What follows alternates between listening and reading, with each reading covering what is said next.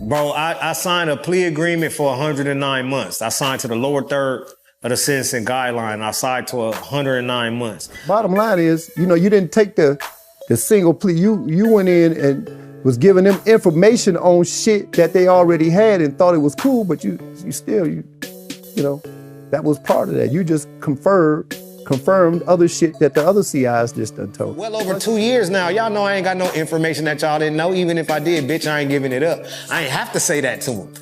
I ain't have to say, even if I do know that about this nigga, know about that nigga, I ain't telling y'all. I didn't taunt the government or no shit like that. I just said, hey, bro, from all this shit that y'all showed me that these niggas done said, it ain't nothing for me to tell y'all if I wanted to motherfucking tell y'all something, bitch. That's it. I ain't got no information for y'all. I'm reading shit in this shit that I didn't even motherfucking know. Y'all telling me some shit about these pussy niggas. Man, look, man. Me personally, I never seen no paperwork on Blue. And prison rule, if you don't have paperwork, really don't bring this shit to me. But it's a difference when I'm the paperwork. There's one of y'all guys in the cell with us, he's saying, every other word, cuz, damn, cuz, this, cuz, Blue was a crip. So he like, but he got I'm like, that sound like Blue. Like, I thought he got braids. He like, no, he got a low haircut. I said, nah, Blue got braids. I said, I don't know who the fuck that is, bro. He probably just talking shit, I don't know. I'm ready to go back to my motherfucking cell. They took me back, put me back in the hole. I get on the phone. I call my homegirl D. I like, man, tell moms and they trying to see if a motherfucker, they got Meech down here, but I ain't see Meech.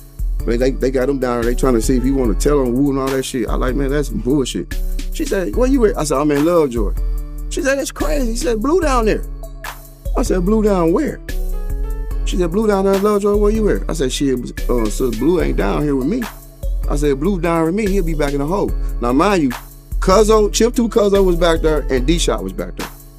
So I went to court first. When they come through there, they let me and Cuzzo go outside the wreck. I like, bro, I ran down to him what was going on. He's like, oh, man, you ain't got to worry about me. I'm good. I ain't got nothing to say to them people. So after that day, they put separate T's on us. So we couldn't go outside together, none of that shit. So I couldn't even see him no more. But he ended up going to court and they shipped him right out. D-Shot and came, I screamed through the vents, telling him what was going on. Same thing with him. He went there, he ain't say shit. They shipped him back out. They made me stay in that motherfucker for 3 weeks. And if me, D-Shot, and Chip 2 Cuzzo couldn't see no motherfucker, and even though you ain't in the same pile with a motherfucker that's telling on you, and Blue could, I'm the paperwork. I don't need no motherfucking paperwork to say that nigga is telling. He told. Because if you didn't tell, motherfucker, you would be right back there where I was at. What happened with me is they was holding me at an average roll when I got arrested. They was holding me responsible for the sale of 150 kilos or more of cocaine, okay? That was my charges. A conspiracy with intent to distribute 150 kilos of more of cocaine. And I was held at an average roll, like I said, which is my offense level, which puts me at 74, I believe, on the sentencing guideline, on the grid. That's where it takes me from 0 and 1 to 74 or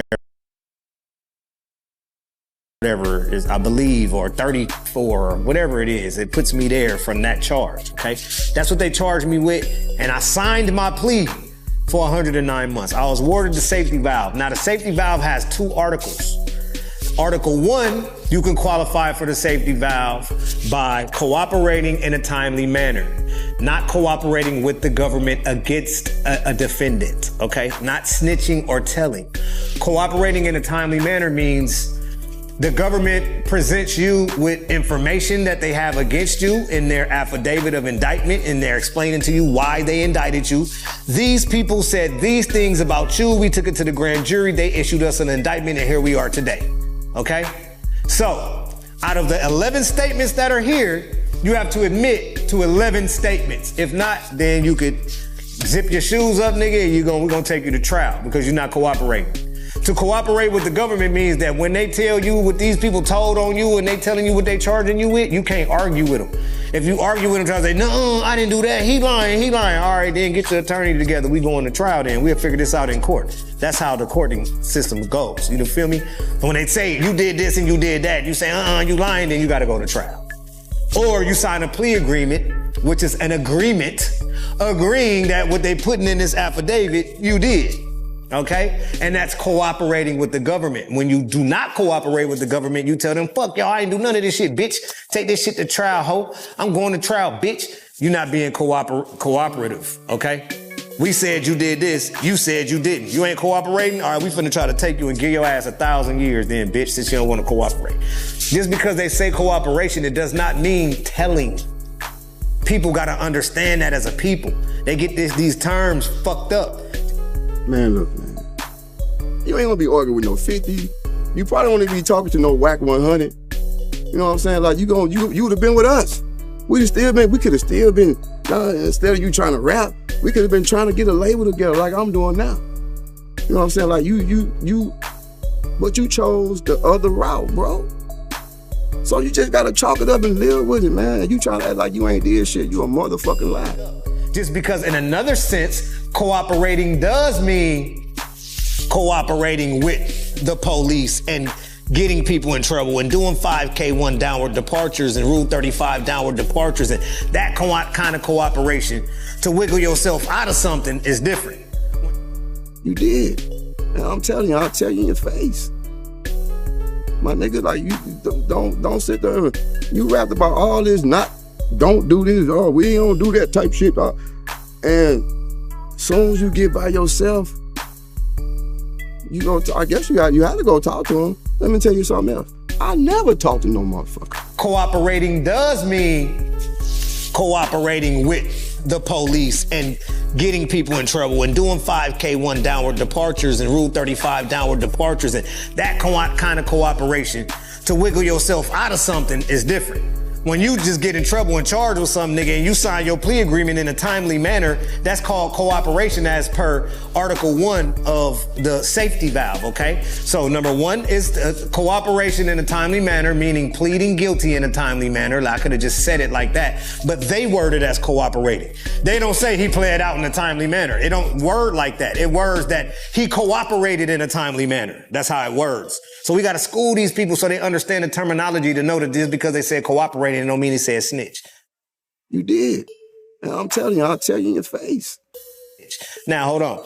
The next part about this safety valve is no criminal history. Your criminal history has to be 0, meaning you've never been in trouble or never had a felony, never been to jail before. At 27 years old, by the time I went to the feds, it was my first time ever going to getting a felony. My nigga was my first offense, bro. And then the number 3 qualification to be awarded the safety valve without telling is you have to is plea out in a timely manner is number 2, and then number 3 to qualify is no violence in your charges or gun. So if I got a gun or violence, I'm not eligible for the safety valve unless I use Article 2 and tell. And cooperate with the government and do a Rule 35 or a 5K1 downward departure. Then I could be awarded the safety valve. What the safety valve does is it enables the judge to go outside of the sentencing guidelines. It also enables you to get a year off of your sentence by completing a 500-hour residential drug program that everybody that go to the feds that get qualified for it, that qualifies for it, tries to take. That's the big thing in the feds. As soon as you get there, bro, you getting a year off, you getting a year off, you getting a year off, you getting a year off. Everybody want to know who getting a year off from the drug program in the feds. So it's a big thing in the feds, the drug program. It ain't nothing but a bunch of classes for 500 hours while you in prison doing your time, right? So those 3 things awarded me the safety valve. I qualified. I didn't have to go to Article 2 of the safety valve and become a rat or an informant or tell. So people try to say, yeah, but they took you to a debriefing and you had to tell them everything you knew. But this is where people is wrong at. Because if you back up this whole story and you remember that I told you that this nigga told in 2004, he started telling the story in 2004. They picked up Big Meech and Southwest T and all of the rest of them niggas, 89, 98 niggas in 2005. And then and that's when the whole story was told. Okay? That's when the story was told. And then I got picked up in 2006, at the end of it, almost 2007. Man, look, man.